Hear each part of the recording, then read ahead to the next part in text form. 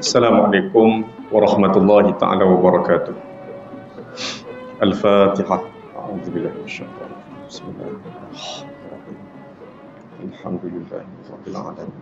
Ar-Rahmanir-Rahim. Maliki yaumiddin. Iyyaka na'budu wa iyyaka nasta'in. Ihdinas siratal mustaqim. Siratal ladzina an'amta 'alaihim ghairil maghdubi 'alaihim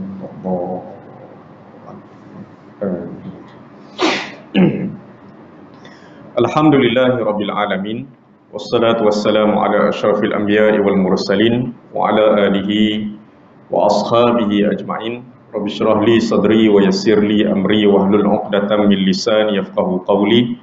Subhanaka la ilma lana illa ma 'allamtana innaka antal alimul hakim.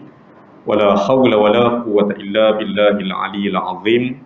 Wala hawla wala quwwata illa billahil aliyyil azim. Wala hawla wala quwwata illa billahil aliyyil azim. Amma ba'd. Tuan-tuan dan puan-puan sidang jemaah yang dirahmati Allah Subhanahu wa taala sekalian, alhamdulillah kita panjatkan setinggi-tinggi kesyukuran kepada Allah Subhanahu wa taala kerana dengan limpahan rahmat dan kurniaan daripadanya kita berpeluang untuk sama-sama hadir pada malam yang berbahagia ini bagi mengikuti kuliah Maghrib dui mingguan setiap hari Selasa yang pertama dan Selasa yang ketiga pada setiap bulan untuk sama-sama kita mengikuti pengajian menggunakan kitab pengantar Ulumul Quran yang disusun oleh Ustazah Rosmawati Ali Elias Muhammad Zain. Tuan-tuan sekalian, alhamdulillah pada malam ini kita bertemu sekali lagi untuk kita sambung pengajian kita pada bab ataupun pada bahagian G. Dalam kitab kita ni dia tak tulis bab 1, bab 2, bab 3, dia tulis bahagian A, bahagian B, bahagian C sampai bahagian I. Jadi kita masih duduk pada bahagian G ataupun bab G tentang ayat Makkiyah dan ayat Madaniyah. Ayat Makkiyah dan ayat Madaniyah ni tuan-tuan sekalian, itu satu bab saja. Ayat Makkiyah dan ayat Madaniyah. Ya, ayat Makkiyah dan ayat Madaniyah tu satu bab. Bila kita belajar pengajian Quran, itu satu bab. Ayat Makkiyah dan ayat Madaniyah tu satu bab, satu topik. Tapi di bawah bab, di bawah topik ayat Makkiyah dan ayat Madaniyah itu pula, luasnya ilmu tentang Quran ni sampai di bawah tu ada 14 lagi dia punya tajuk-tajuk kecil. Topiknya, babnya ayat Makkiyah dan ayat Madaniyah. Topik tu, bab tu. Tapi luasnya ilmu tentang Quran ni sampai ayat Makkiyah dan ayat Madaniyah tu, ulama buat kajian, buat penelitian sampai muncul ilmu-ilmu baru. Sampai ada 14 tajuk pula di bawah tu, 14 tajuk kecil. Yang pertama, apa makna surah Makkiyah? Apa makna surah Madaniyah? Apa makna surah Makkiyah, apa makna surah Madaniyah? Dah dua tajuk. Kemudian surah Makkiyah dan surah Madaniyah yang ulama berselisih pendapat. Ada ulama kata surah tu Makkiyah, ada ulama kata surah tu Madaniyah. Itu satu tajuk. Surah-surah Makkiyah dan Madaniyah yang ulama berselisih pendapat. Kemudian ayat Makkiyah duduk dalam surah Madaniyah. Ada juga. Surah tu surah Madaniyah. Majoriti ayatnya tu Madaniyah. Tapi dalam tu ada beberapa ayat Makkiyah. Kemudian ayat Madaniyah duduk dalam surah Makkiyah. Surah tu surah Makkiyah, tapi ada beberapa ayat dalam tu adalah ayat Madaniyah. Ada juga. Kemudian ayat yang diturunkan di Mekah, tapi kita tak sebut ayat Makkiyah, kita sebut ayat Madaniyah. Kemudian ayat yang diturunkan di Madinah, tapi kita tak sebut ayat Madaniyah, kita sebut ayat Makkiyah walaupun turun di Madinah. Ya. Kemudian ayat Madaniyah ciri-cirinya sama dengan ayat Makkiyah. Kemudian ayat Makkiyah cirinya sama dengan ayat-ayat Madaniyah. Kemudian ayat yang dibawa daripada Mekah, turun di Mekah, dibawa ke Madinah. Kemudian ayat yang turun di Madinah, dibawa ke Mekah. Kemudian ayat yang diturunkan pada waktu malam, pada waktu siang. Ayat yang diturunkan musim panas, musim sejuk. ayat yang diturunkan waktu Nabi menetap, ayat yang diturunkan waktu Nabi bermusafir. 14 tajuk. 14 tajuk kecil di bawah bab ayat Makkiyah dan ayat Madaniyah. Luasnya ilmu dalam Islam ni. Khasnya ilmu Quran. Maka sebab tu kalau orang nak reka Quran, nak buat satu surah yang sama macam Quran pun takkan boleh. Luar biasanya ilmu dalam Quran. Menunjukkan Quran ni bukan daripada Nabi Muhammad. Bukan Nabi Muhammad reka. Quran ni daripada Allah. Nabi Muhammad hanya tolong sampai, tukang sampai. Maka sebab tu disebut Rasul. Apa dia maksud Rasul? Utusan. Utusan. Dia tolong utus, tolong sampaikan apa benda yang Allah Ta'ala suruh. Baik. Akhir pertemuan kita tuan-tuan sekalian pada 2 minggu lepas, kita telah selesai membincangkan tentang ciri-ciri ayat Makkiyah dan ciri-ciri ayat Madaniyah. Ulang kaji sikit. Takut ada yang terlepas pandang. Apa makna ayat Makkiyah ataupun surah Makkiyah? Apa makna ayat Madaniyah ataupun surah Madaniyah? Ayat Makkiyah ataupun surah Makkiyah ni maksudnya yang diturunkan sebelum Nabi berhijrah ke Madinah. Walaupun bukan turun di Mekah. Walaupun bukan turun di Mekah. Sebelum ni kadang-kadang kita selalu dengar orang sebut apa dia ayat Makkiyah tu. Ayat Makkiyah tu ayat yang diturunkan di Mekah. Surah Makkiyah tu surah yang diturunkan di Mekah. Tak tepat tu. Tak tepat. Lepas tu ayat Madaniyah apa dia pula? Ayat Madaniyah tu ayat yang diturunkan di Madinah lah.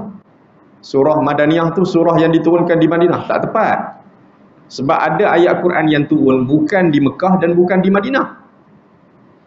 Jadi kalau kita kata ayat Makkiyah tu ayat yang diturunkan di Mekah, ayat Madaniyah tu ayat yang diturunkan di Madinah, macam mana dengan ayat yang diturunkan bukan di Mekah dan bukan di Madinah? Ada ayat yang turun di Palestin waktu Nabi Isra' Mi'raj. Jadi kita nak panggil ayat apa tu? Maka sebab tu terjemahan yang paling tepat, apa makna ayat Makkiyah? Apa makna surah Makkiyah?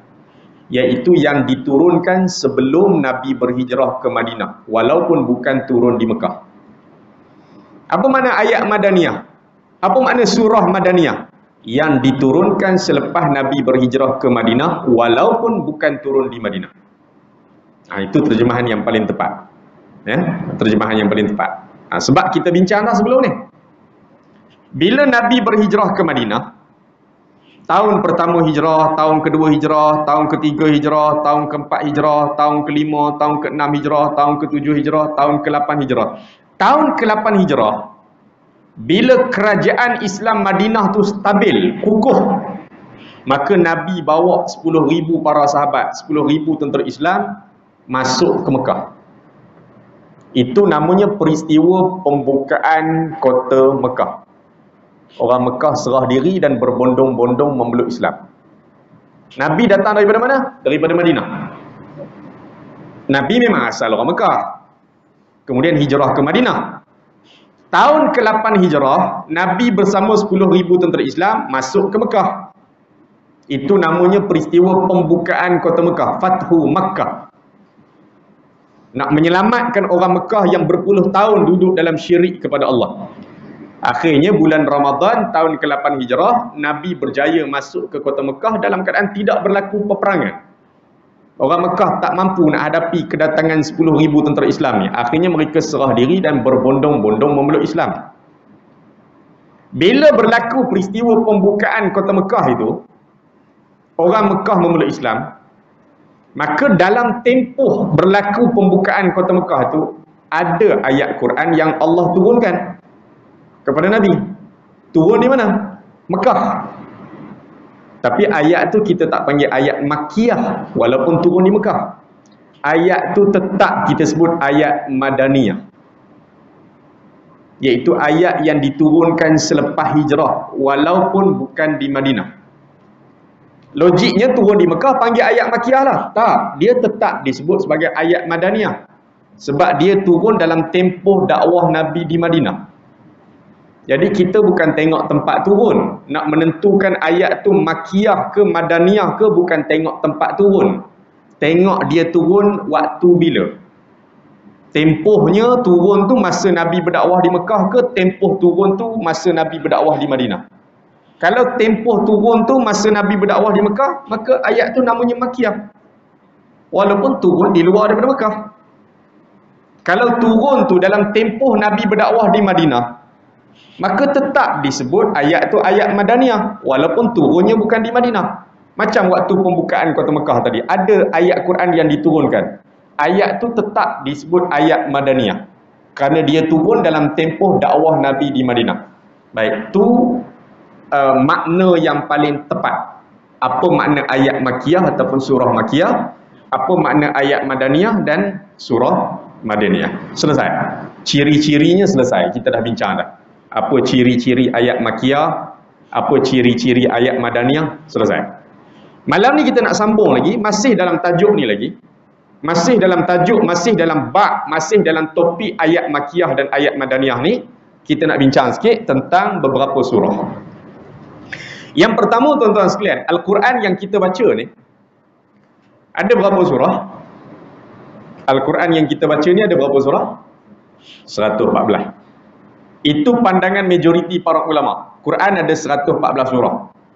Surah pertama Al-Fatihah. Kemudian Al-Baqarah, Ali Imran, An-Nisa, Al-Ma'idah. Sampailah surah yang terakhir sekali, surah An-Nas. Surah An-Nas. Itu susunan dia. Al-Fatihah, Al-Baqarah, Ali Imran, An-Nisa, Al-Ma'idah. Last sekali surah An-Nas, yang paling surah pendek belakang tu. Cuma waktu kita kecil-kecil dulu, kita start ngaji dengan muqaddam. Lepas habis Fatihah, kita baca surah An-Nas, Al-Falaq, Al-Ikhlas, Qul Huwallahu Ahad, Tabat Yada Iza Ja Al-Kafirun, sampai habis Amma Yatasaalun. Surah An-Naba kan, Amma Yatasaalun. Sebab tu kadang-kadang budak-budak yang pernah mengaji muqaddam, saya mengaji muqaddam, lepas daripada zaman tu sikit baru muncul Iqra. Kalau ni budak sekolah majoritinya pakai buku Iqra tu. Iqra ni daripada Indonesia, Ustaz Haji As'ad Humam. Ya, Iqra ni muncul penghujung 90-an. 98, 99 itu muncul Iqra, dan hari ni Iqra ni jadi silibus rasmi untuk sekolah-sekolah di Malaysia, pakai Iqra. Sama ada sekolah kebahasaan ataupun sekolah agama pakai Iqra. Kan? Dulu muqaddam, dan zaman tuan-tuan pun muqaddam. Lepas muqaddam muncul qiraati. Qiraati ni pun daripada Indonesia. Lepas qiraati tu kemudian Iqra. Iqra dulu ataupun qiraati. Saya takut suka. Tapi awalnya kita kenal muqaddam dulu. Jadi anak-anak kita dan kita yang pernah belajar muqaddam dulu, tengah duk baca surah-surah pendek belakang ni, juzuk 30 ni, orang tanya, ngaji Quran dah? Belum, baru ngaji muqaddam. Padahal muqaddam tu Quran lah juga.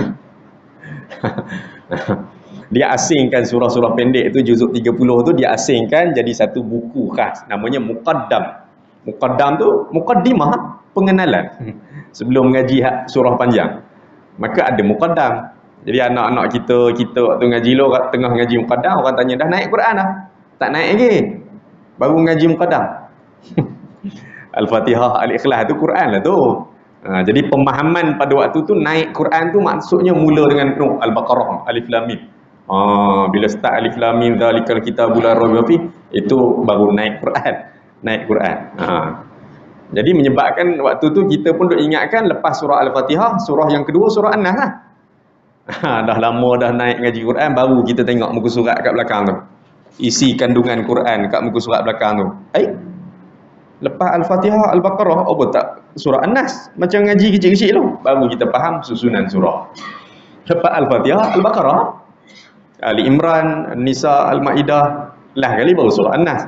Cuma orang-orang tok-tok guru zaman dulu ni cerdik. Kalau start lepas Fatihah sambung Baqarah, pakai tak ngaji Quran lah jawabnya. Maka bagaimana nak jinakkan anak-anak, nak mudahkan mereka faham Quran, mula dengan surah-surah pendek. Surah-surah pendek juzuk 30 tu diasingkan jadi satu buku khas, namanya Muqaddam.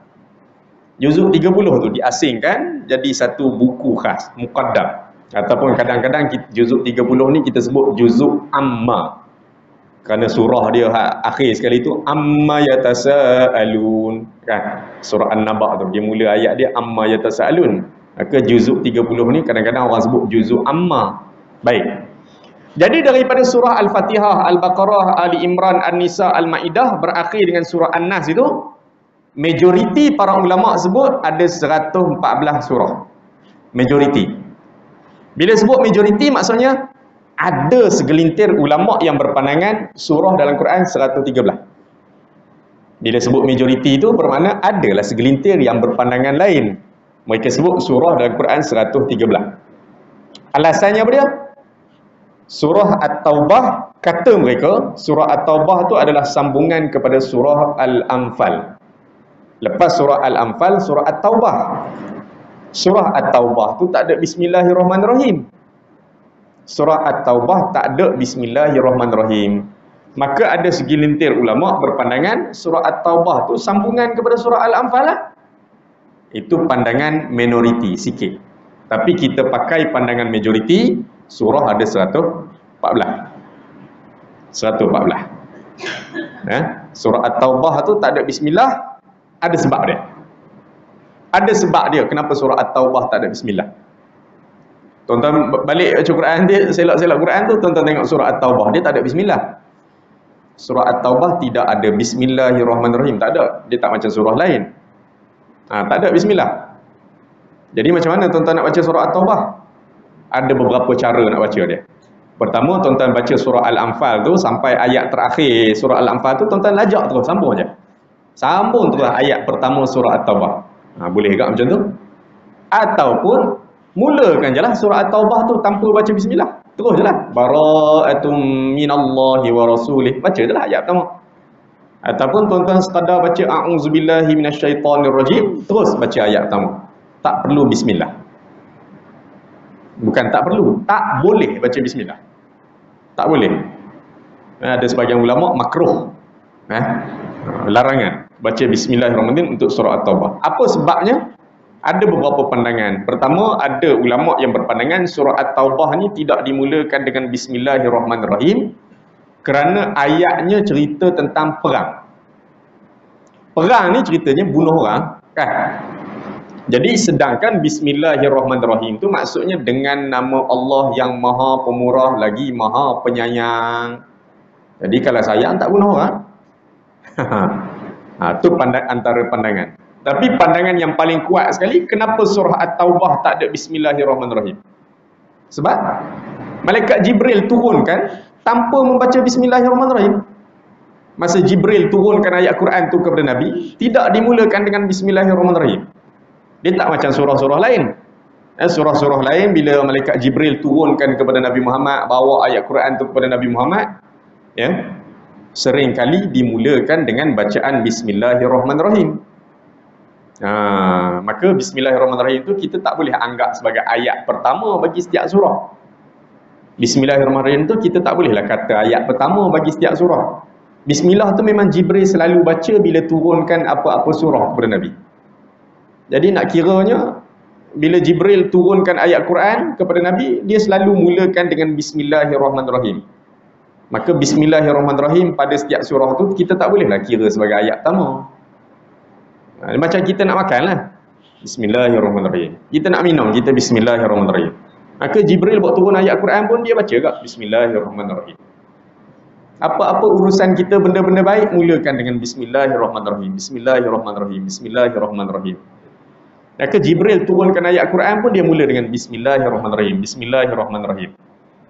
Tapi untuk surah At-Taubah memang tidak diturunkan dengan bismillahirrahmanirrahim. Itu alasan paling kuat. Jibril tidak mulakan surah At-Taubah tu dengan bismillahirrahmanirrahim.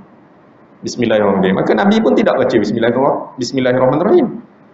Maka surah At-Taubah tu dengan surah Al-Anfal kita kira sebagai surah yang berasingan, surah yang berbeza.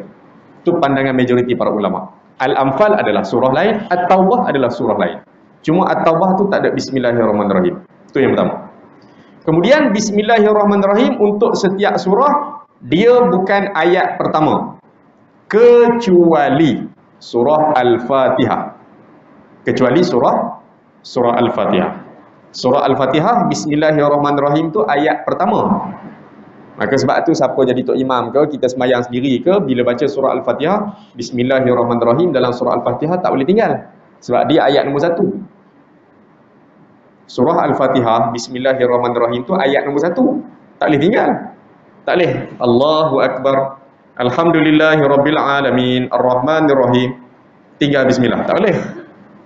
Kerana kita berpegang pada pandangan bahawa Bismillahirrahmanirrahim dalam surah Al-Fatihah adalah ayat nombor 1.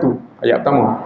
Adapun surah lain, Bismillahirrahmanirrahim bukan ayat pertama. Jadi kalau tuan-tuan tak baca pun tak ada masalah.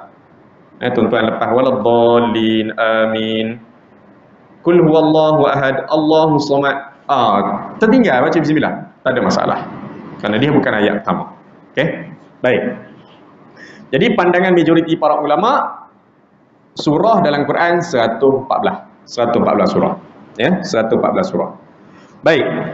Kemudian tuan-tuan sekalian, kita sebelum ni dah bincang dah apa makna surah Makkiyah, apa makna surah Madaniyah. Selesai dah tu. Surah yang diturunkan sebelum Nabi berhijrah ke Madinah itu namanya Makkiyah. Surah yang diturunkan selepas Nabi berhijrah ke Madinah itu namanya Madaniyah. Turun tempat mana tak kisah.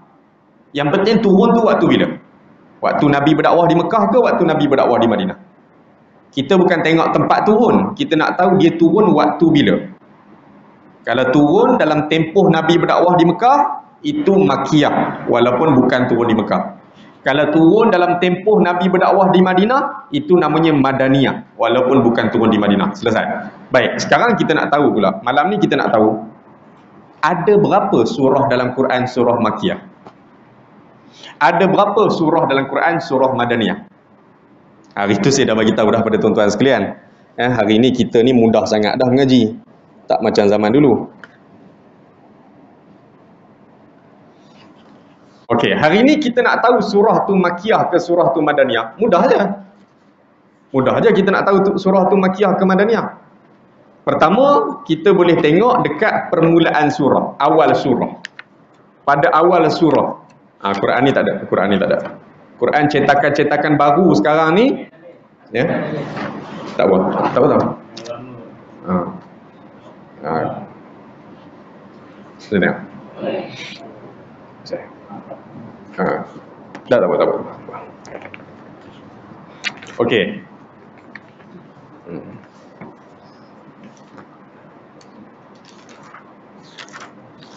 Okey, saya bagi contoh. Tak ada. Dia cetakan baru saja. Ya.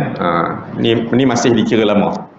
Ya. Untuk Quran cetakan baru, berapa tahun kebelakangan ni, kebiasaannya di tepi nama surah ni dia ada tulis.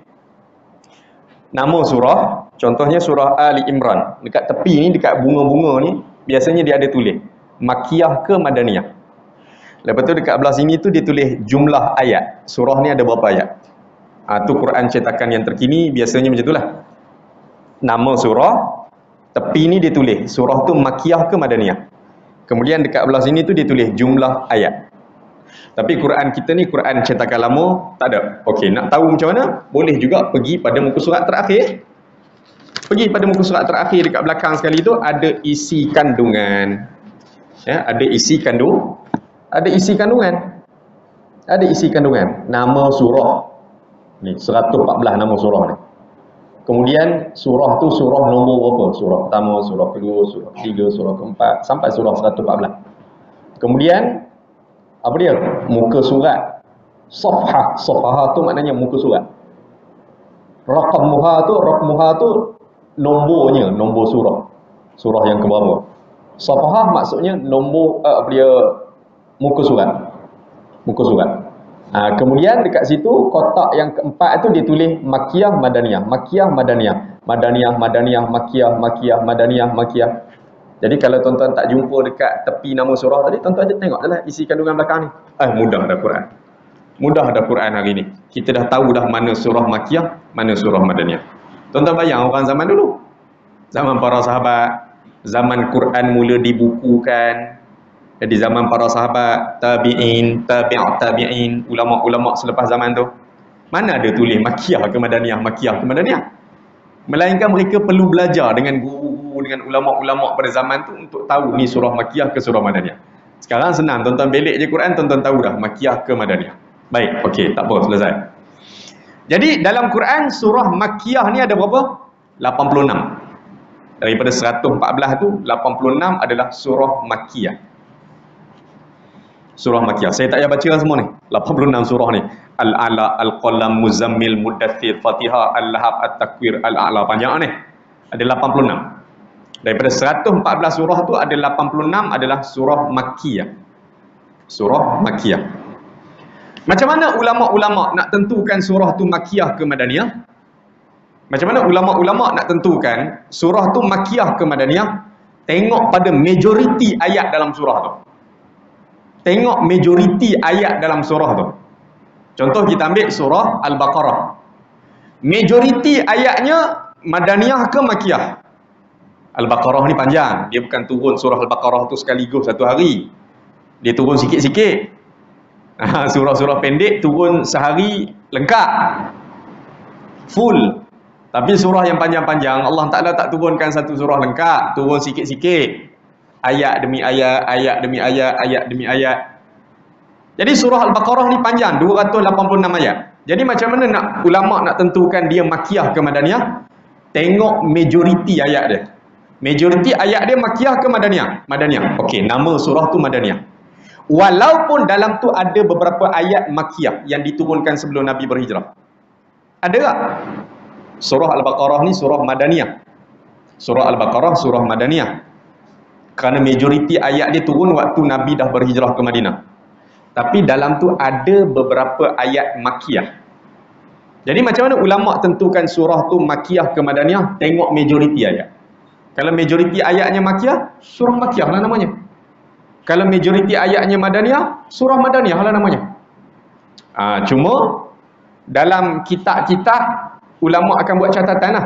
Surah ini adalah surah Madaniyah kecuali beberapa ayat ini. Dia ada buat catatan macam tu. Surah ni adalah surah Makkiyah kecuali beberapa ayat ini. Dia ada buat nota kaki lah. Dia ada buat footnote.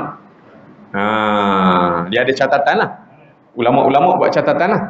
Surah ni adalah surah Makkiyah kecuali beberapa ayat ini. Surah ini adalah surah Madaniyah kecuali beberapa ayat ni. Kaedah dia begitu. Jadi tengok pada majoriti. Baik, jadi berapa surah Makkiyah? 86.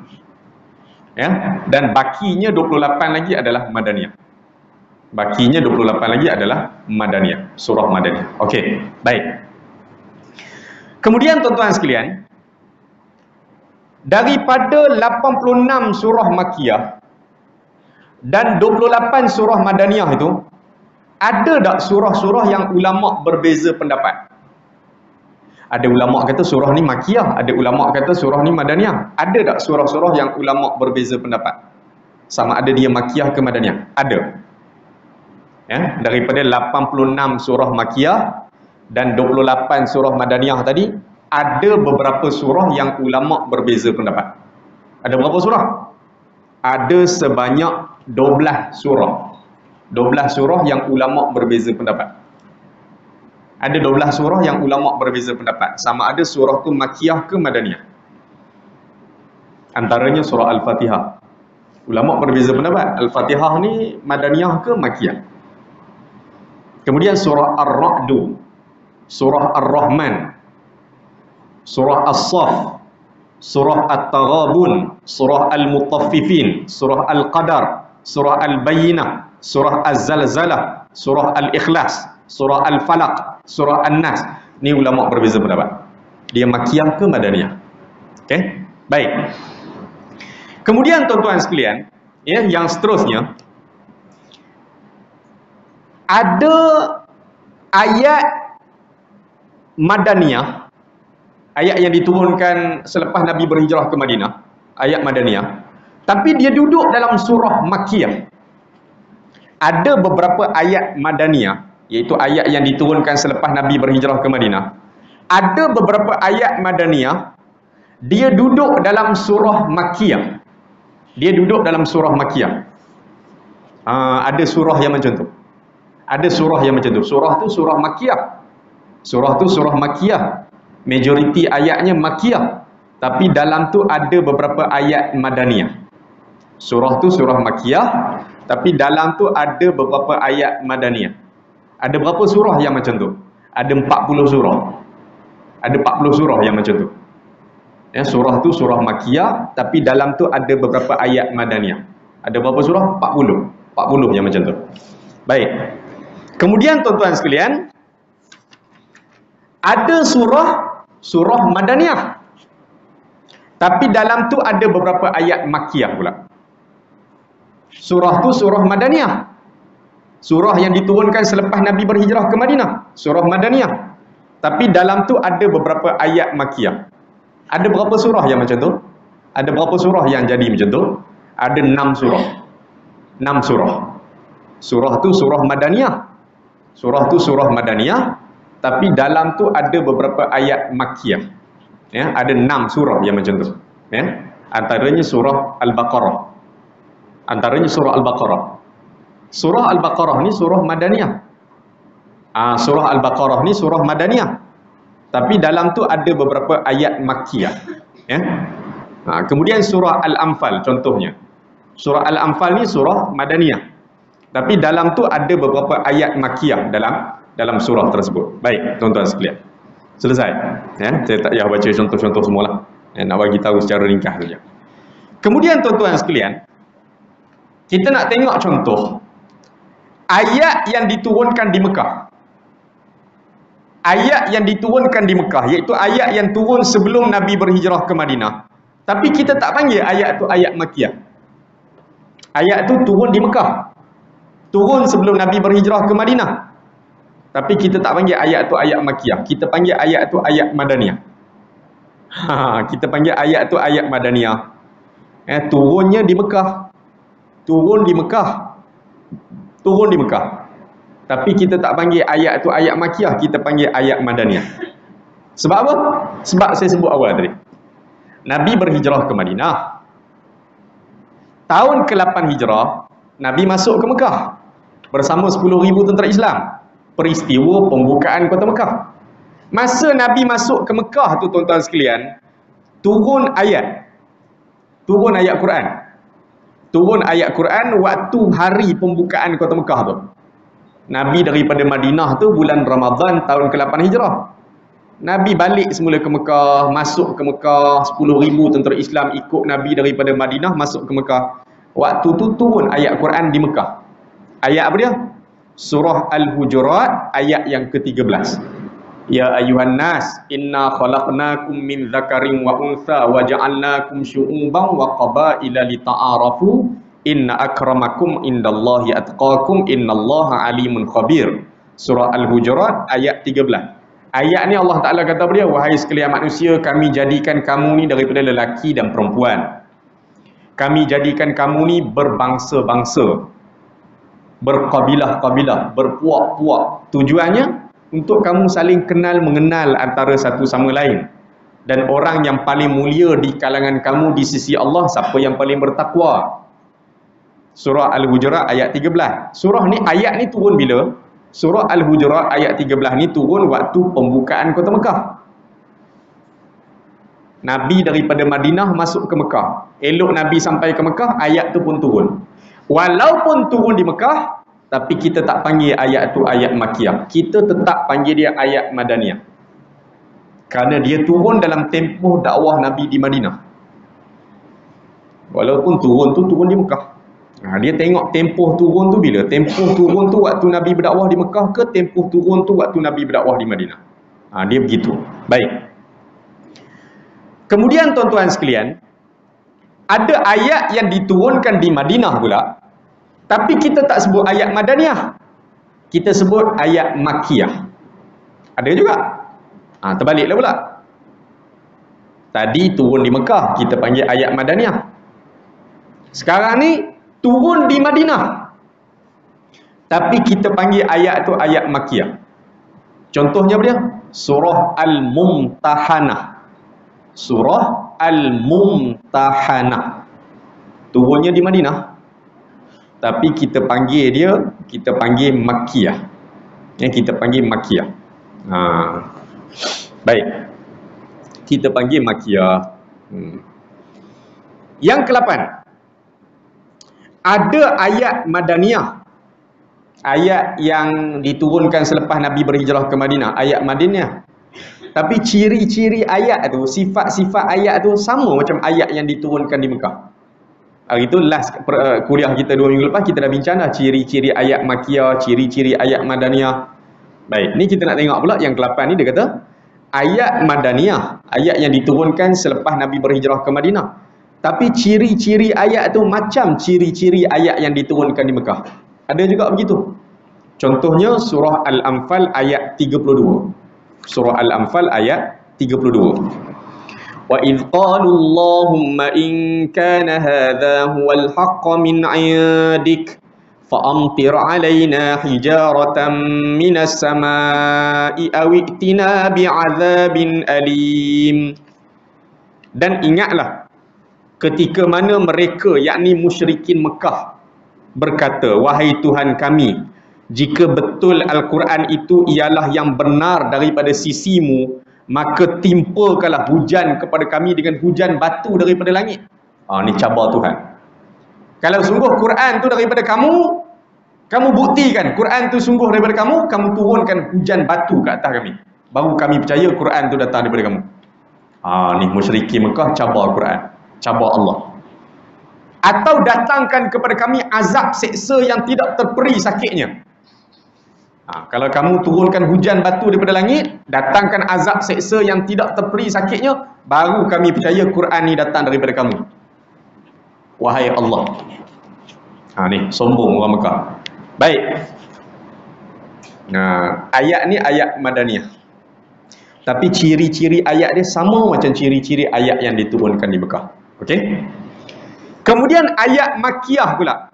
Ayat Makiyah pula, ayat yang diturunkan sebelum Nabi berhijrah. Tapi ciri-ciri dia sama macam ayat yang diturunkan di Madinah. Ada juga. Ada juga yang macam tu. Ada juga yang macam tu.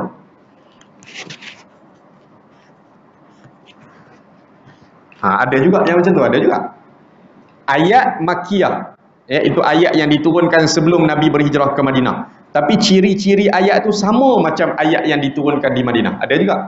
Contohnya surah An-Najmu ayat 32. Surah An-Najmu ayat 32. Alladzina yajtanibuna kaba'iral ithmi wal fawahisha illa lamam, iaitu orang-orang yang menjauhi dosa-dosa besar serta perbuatan-perbuatan yang keji, kecuali salah silap yang kecil-kecil yang mereka terlanjur melakukannya, maka itu dimaafkan. Ayat ni adalah ayat Makiyah yang diturunkan sebelum Nabi berhijrah ke Madinah. Tapi ciri-ciri ayat dia sama macam ayat yang diturunkan di Madinah. Baik. Kemudian yang ke-10, tuan-tuan sekalian, tajuk yang ke-10. Ayat yang dibawa daripada Mekah, dibawa pergi ke Madinah. Turun tu di Mekah. Turun di Mekah. Bila turun saja, ayat tu dibawa pergi ke Madinah oleh orang Islam. Ayat tu turun di Mekah. Bila turun saja, dibawa oleh para sahabat, dibawa oleh orang Islam ke Madinah, diajar kepada penduduk Madinah. Maka dipanggil ayat yang dibawa daripada Mekah ke Madinah. Nanti kita akan tengok pula ayat yang dibawa daripada Madinah ke Mekah. Ada juga. Baik, tengok yang ni dulu. Ayat yang dibawa daripada Mekah ke Madinah. Contohnya apa dia? Ada seorang sahabat Nabi. Ada seorang sahabat Nabi namanya Al-Barra bin Azib. Al-Barra bin Azib. Dia ni orang Madinah. Dia orang Madinah. Orang Madinah ni kita gelar apa? Orang Ansar. Ansar maksudnya penolong. Kerana mereka yang tolong sambut orang-orang muhajirin, orang-orang yang berhijrah. Maka orang Madinah ni kita gelar orang Ansar. Nabi gelar mereka Ansar, penolong. Jadi ada seorang sahabat di kalangan orang Madinah, orang Ansar, namanya Al-Barra bin Azib. Dia kata apa dia? Orang yang pertama kali datang ke tempat kami, berhijrah ke tempat kami daripada Mekah, di kalangan sahabat Nabi, orang pertama yang sampai ke tempat kami adalah Mus'ab bin Umair dan Abdullah bin Ummi Maktum. Al-Barra bin Azib ni orang Madinah. Dia kata di kalangan sahabat Nabi yang mula sampai ke tempat kami, sampai ke Madinah lah. Pertama, Mus'ab bin Umair. Yang kedua Abdullah bin Ummi Maktum. Dan selepas daripada itu, ya, di mana kedua-duanya bila sampai ke tempat kami, bila Mus'ab bin Umair dan Abdullah bin Ummi Maktum sampai ke tempat kami, kedua-duanya membaca Al-Quran kepada kami, ajar kepada kami ayat-ayat Quran, ya, ajar kepada kami, baca Al-Quran kepada kami. Selepas daripada mereka berdua sampai ke tempat kami, sampai ke Madinah, selepas daripada itu menyusullah pula sahabat-sahabat yang lain sampai ke tempat kami, iaitu Ammar bin Yasir, Bilal bin Rabah, Sa'ad bin Abi Waqqas. Selepas daripada itu datang pula Sayyidina Umar bin Al-Khattab. Sayyidina Umar adalah orang yang ke-20 sampai ke tempat kami. Kata siapa dia? Al-Barra bin Azib. Selepas itu sampailah pula Nabi ke tempat kami, ke Madinah. Aku melihat penduduk Madinah bergembira selepas aku membaca surah Al-A'la. Kata Al-Barra bin Azib, aku tengok orang Madinah suka sungguh bila aku baca surah Al-A'la. Surah Al-A'la. Inilah yang dimaksudkan surah turun di Mekah, tapi dibawa oleh sahabat-sahabat yang berhijrah ni, dibawa ke Madinah, diajar kepada orang Madinah. Itu maksud dia, ayat yang dibawa daripada Mekah pergi ke Madinah, turun di Mekah, dibawa ke Madinah, ajar pada orang Madinah, sebar pada orang Madinah. Baik, kemudian tuan-tuan sekalian, ayat yang turun di Madinah dibawa daripada Madinah pergi ke Mekah. Ada tak? Turun di Madinah, elok turun di Madinah, terus ayat tu dibawa pergi ke Mekah, diajar pula kepada orang di Mekah, disampaikan pula pada orang di Mekah. Ada juga. Contohnya apa dia tuan-tuan sekalian? Tahun ke-9 Hijrah. Tahun ke-9 Hijrah, Nabi perintahkan Abu Bakar supaya pergi ke Mekah buat ibadat haji. Tahun ke-9 Hijrah, Nabi perintahkan Abu Bakar supaya balik ke Mekah. Pergi semula ke Mekah, kamu buat ibadat haji. Baik.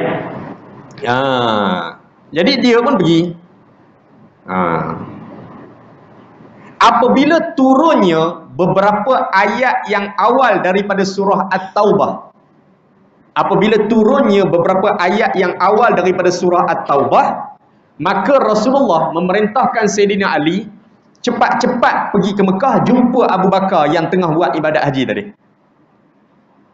Abu Bakar dah pergi dah buat ibadat haji. Tiba-tiba di Madinah turun beberapa ayat yang awal surah At-Taubah.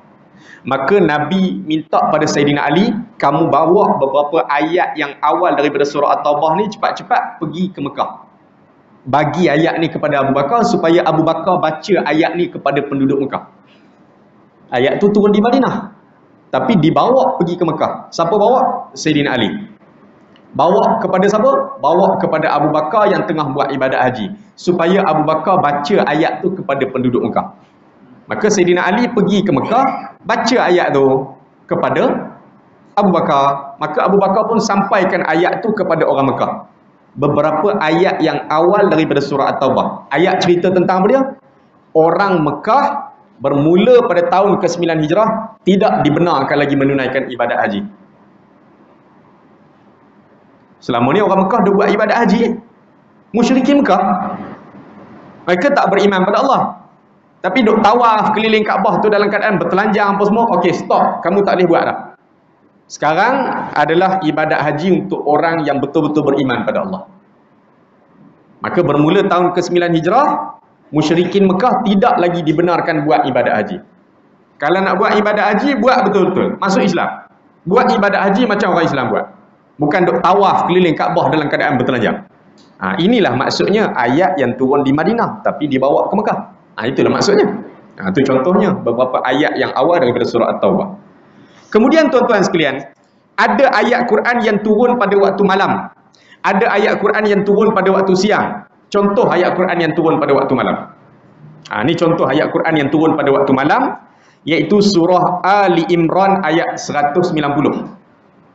Surah Ali Imran ayat 190. Inna fi khalqis samawati wal ardi wa ikhtilafil laili wan nahar la ayatin li ulil albab. Sesungguhnya dalam kejadian langit dan bumi itu, Dan pertukaran malam dan siang itu ada tanda-tanda kekuasaan, kebesaran, kebijaksanaan, keluasan rahmat Allah bagi sesiapa yang berakal. Kalau orang yang mahu memikir kebesaran Allah, dia akan nampak macam-macam kebesaran Allah di langit, di bumi, diri kita, siang, malam. Itu kebesaran Allah. Bagi orang yang berakal, dia akan nampak tu kebesaran Allah. Baik, ayat ni turun pada waktu malam. Ya. Turun ayat ni sebagaimana yang disebut oleh Aisyah isteri Nabi. Aisyah isteri Nabi, Aisyah, sebutan betulnya Aisyah. Kita sebut Aisyah radhiyallahu anha. Aisyah dia kata apa dia? Aisyah. Dia kata, satu hari Bilal bin Rabah ni sahabat Nabi kulit hitam tu. Ya.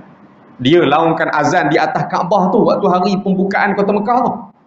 Bulan Ramadan tahun ke-8 Hijrah tu kan, bila orang Islam berjaya tawan kota Mekah tu, Nabi minta Bilal naik atas Kaabah tu laungkan azan. Kerana ingat jasa Bilal laungkan azan tu dengan suaranya yang sedap itu, maka sampai hari ni tukang azan kita sebut Tok Bilal. Kerana ambil nama dia lah, Bilal. Tukang azan dalam bahasa Arab muazzin, tukang azan, muazzin, tukang azan.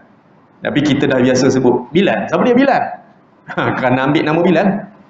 Jadi satu hari kata Aisyah, Bilal bin Rabah datang jumpa Nabi. Datang tu waktu pagi. Dia pergi rumah Nabi waktu pagi. Rumah Nabi dengan Masjid Nabawi ni sebelah je. Makam Nabi tu, itulah rumah Nabi. Asalnya, bila Nabi wafat, dalam rumah itulah Nabi dimakamkan. Itulah rumah Nabi. Masjid Nabawi itu dulu bukannya besar macam sekarang. Jadi rumah Nabi sebelah itulah Masjid Nabawi. Jadi Nabi buka je pintu terus masuk ke dalam masjid lah. Jadi waktu pagi Bilal datang rumah Nabi nak beritahu kepada Nabi dah masuk waktu subuh. Bukan ada jam zaman tu kan, nak kena tengok matahari apa segala macam. Jadi Bilal ni dia pergi rumah Nabi, dia maklum pada Nabi dah masuk waktu subuh. Tapi waktu dia pergi rumah Nabi, Bilal pergi rumah Nabi, dia tengok Nabi menangis. Nabi menangis teresak-esak pada waktu pagi. Jadi Bilal terkejut. Bilal tanya kepada Nabi, wahai Rasulullah, kenapa menangis? Kenapa menangis? Kata Nabi SAW, bagaimana aku tidak menangis? Kerana sesungguhnya pada malam tadi telah diturunkan kepada aku ayat inna fi khalqis samawati wal ardi waqtilafil laili wan nahar la ayatil liulil albab. Ya, surah apa dia tadi? Surah Ali Imran ayat 190.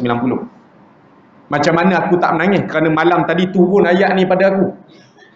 Turun ayat ni pada aku. Allah Ta'ala kata dia, sesungguhnya pada kejadian langit dan bumi, pada pertukaran malam dan siang, ada tanda-tanda kekuasaan, kebijaksanaan, keluasan rahmat Allah bagi orang yang berakal. Itu maksud ayat.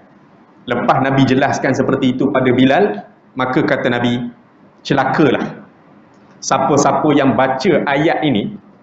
Celakalah siapa-siapa yang baca ayat ni, surah Ali Imran ayat 190 ni, tetapi dia tidak memikirkan tentang ayat ni, orang ni celaka. Dia baca ayat ni tapi dia tak nak memikirkan tentang ayat ni, kebesaran Allah, kejadian langit, bumi, siang, malam, silih berganti. Siapa yang baca ayat ni tetapi tidak memikirkannya, celakalah orang ni. Balik nanti kita kena tengok ni, surah Ali Imran ayat 190. Kebesaran Allah. Tengoklah. Ni berlaku gempa bumi.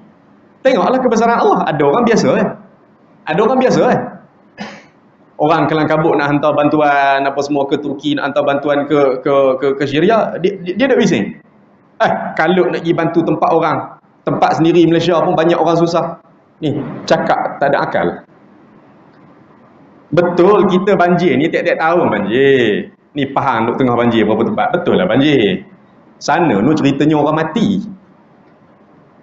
Ni banjir, ada lagi orang boleh datang selamat, ada lagi orang boleh hantar bantuan makanan apa segala macam, ada lagi adik-beradik saudara. Sana nu bangunan runtuh. Orang tersepit bawah bangunan. Yang hidup bawah bangunan tak lepas nak keluar, terjerit-jerit nak minta orang tolong lepas keluar pun ada lagi. Tapi bila orang tak nak fikir tentang kebesaran Allah, dia bercakap macam tu. Kalau nak tolong orang luar negara, tempat kita pun orang banyak susah, selalu macam tu. Tak apalah, Islam ajar kepada kita fastabiqul khairat, berlumba-lumba buat benda baik. Siapa yang boleh tolong di Malaysia? Tolonglah. Siapa yang mampu tolong di luar negara? Tolonglah. Apa masalahnya? Kadang-kadang kita kelang kabut tengok orang tolongnya, kita kelang kabut. Kadang-kadang kita di Malaysia pun tak tolong, di luar negara pun tak tolong. Kita nak bising orang buat benda baik berbanding dengan bising orang buat benda jahat. Orang buat benda jahat kita senyap, tak cakap apa. Yang orang buat benda baik kita nak bising. Oh, kalut dok tolong Turki, kalut dok tolong Syria. Tempat kita pun ramai lagi orang lapar, ramai lagi orang susah. Oh, kalau nak kira keliling kita orang susah bagi selesai dulu, barulah kita boleh fikir benda lain. Tak buat baik dah jawabnya kita. Tak buat baik dah jawabnya kita. Lepas tu tak ada orang tegur orang lain. Sebab apa tak tegur orang lain? Saya pun bukan baik lagi. Saya tunggu elok dulu baru saya nak sihat orang lain. Oh, jenuh lah kita, tuan-tuan. Dalam masa yang sama buatlah. Siapa yang boleh tolong sini, tolong sini. Siapa boleh tolong sana, tolonglah sana. Kan? Maka Nabi kata celakalah siapa baca ayat ni tiba-tiba dia tidak mahu memikirkan tentang kebesaran Allah ni pada kejadian malam dan siang, ya, penciptaan langit dan bumi. Tengoklah. Ni berlaku gempa bumi ni, ambillah pelajaran. Ambillah pelajaran. Hadis Nabi tentang tanda kiamat kecil cukup banyak Nabi sebut. Salah satu daripada tanda kiamat kecil, banyaknya berlaku gempa bumi di merata-rata tempat. Itu tanda kiamat kecil. Bahkan salah satu daripada tanda kiamat besar pun gempa bumi. 3 gempa bumi besar di semenanjung tanah Arab. Itu di antara tanda kiamat besar. Ni kita ni dah melalui fasa-fasa tanda kiamat kecil. Gempa bumi di Turki, di Syria, hujung Turki sepadan dengan Syria. Dan gegaran tu tak berhenti lagi ni. Ada lagi gegaran-gegaran susulan. Ada lagi gegaran-gegaran susulan yang duk berlaku sampai petang tadi ni. Sampai mengorbankan lebih daripada 5,000 nyawa. Dah lebih 5,000 tadi. Ya. Yang cedera tu berapa ribu cedera tu. Tak cedera tu dapat diselamatkan, selamatlah. Yang cedera tu setiap hari tu bertambah jumlah kematian yang cedera tu. Jadi lebih daripada 5,000. Lebih daripada 5,000. Orang sempat rakam bangunan runtuh, beribu bangunan runtuh, orang yang tersepit dalam bangunan, berlaku pada waktu pagi, orang tengah nyenyak tidur. Semua kebesaran Allah nak menunjukkan pada dia. Lemah kita ni, lemah dan kecilnya kita ni. Bukan sebab tu bila Allah Ta'ala nak beri manfaat kepada manusia, tidak ada siapa yang boleh memberi manfaat melainkan dengan izin Allah. Bila Allah Ta'ala nak datangkan mudarat, musibah, kecelakaan, tidak ada siapa yang boleh menghalang mudarat, musibah, kecelakaan melainkan dengan izin Allah. Maka sebab tu setiap kali berlaku musibah dan sebagainya, kita mohon bantuan daripada Allah, mohon petunjuk daripada Allah, minta semayang hajat kepada Allah ni, kerana kita tahu yang boleh selesaikan ni Allah. Selesaikan Allah. Allah turunkan musibah, turunkan ujian, dan Allah saja yang boleh menghentikannya. Dan bagi orang yang ditimpa musibah, ni pahala untuk mereka. Orang yang ditimpa musibah ni pahala untuk mereka. Mereka dapat pahala syahid kecil, sebagaimana kita mengaji sebelum ni. Ya? Antara orang yang dapat pahala syahid kecil, orang yang mati ditimpa runtuhan bangunan. Orang yang mati terjerlus di dalam runtuhan-runtuhan ataupun lubang. Orang yang mati dalam keadaan sedang mengandungkan anak ataupun melahirkan anak. Orang yang mati kerana penyakit taun, mati kerana sakit perut. Orang yang mati kerana terbakar. Ya? Orang yang mati ditimpa runtuhan, mati terbakar, mati sakit perut, mati ketika nak melahirkan anak ataupun ketika mengandungkan anak. Ni orang yang dapat pahala syahid kecil. Dapat pahala syahid kecil. Kita mandi mereka kapal macam biasalah. Hari akhirat kelak Allah Ta'ala anugerah kepada mereka pahala syahid kecil. Ya? Baik tuan-tuan sekalian. Ni beberapa perkara yang boleh kita ambil perhatian. InsyaAllah dalam pertemuan akan datang kita akan sambung sikit lagi untuk habiskan tajuk tentang ayat Quran yang turun pada musim panas, pada musim sejuk. Ayat Quran yang turun waktu Nabi menetap, waktu Nabi bermusafir. Dan apa faedah kita belajar tentang ayat Makiyah dan ayat Madaniyah. Jadi untuk malam ni sekadar itu dulu yang boleh sampaikan. Mudah-mudahan Allah Ta'ala beri manfaat dan kebaikan untuk kita semua. Aku qouli hadza wa astaghfirullahal azim li wa lakum wa lisairil muslimin wal muslimat fastaghfiru innahu huwal ghafurur rahim. Assalamualaikum warahmatullahi taala wabarakatuh. Tuan-tuan sekalian, sebelum saya terlupa, tabung kemanusiaan MAPIM yang saya bawa pada malam ni khas untuk misi kemanusiaan, untuk kita bantu Turki dan Syria yang ditimpa musibah gempa ni. Tuan-tuan yang nak menyumbang, saya letak tabung di luar. Subhanakallah wa bihamdika asyhadu an la ilaha illa anta astaghfiruka wa atubu ilaik. Bismillahirrahmanirrahim.